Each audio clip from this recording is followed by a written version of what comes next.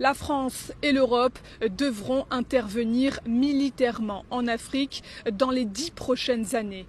Déclaration choc signée de l'ex-chef d'état-major des armées françaises au micro de nos confrères du Figaro.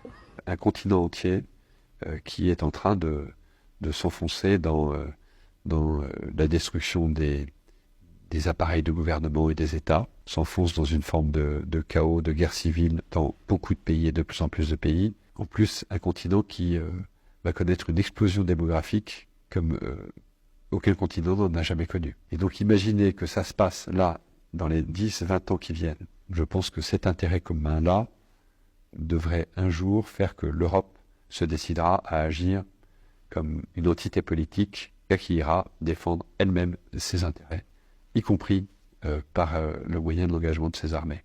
Défendre les intérêts de la France et de l'Europe. Voilà, les mots sont lâchés par le général Lecointre. Il ne s'agit donc pas que d'une question de vouloir installer la démocratie dans tel ou tel pays ou alors d'agir à des fins humanitaires. On sait que l'Afrique est le continent qui regorge le plus de richesses naturelles. Des richesses qui ne profitent pas toujours aux pays propriétaires. Certaines de ces populations ont toujours des difficultés d'accès aux soins, à l'éducation, à des infrastructures correctes quand ce n'est pas la famine qui les menace. Le général Lecointre s'est aussi exprimé sur le retrait de l'armée française au Sahel, un échec cuisant qu'il a encore aujourd'hui du mal à digérer.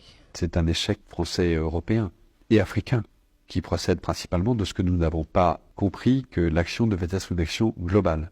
La restauration de l'État, le retour des administrations, le retour du développement. Et si on n'arrive pas à faire tout ça simultanément et de façon coordonnée, on va à l'échec. C'est ça qui s'est passé. Je suis persuadé que dans quelques années, je ne sais pas si c'est 10 ans ou moins ou plus, nous aurons l'obligation de retourner aider ces pays africains. Ça n'est pas la Chine, la Russie et Wagner qui vont apporter des solutions durables aux très grandes difficultés que connaissent ces pays africains et leur population.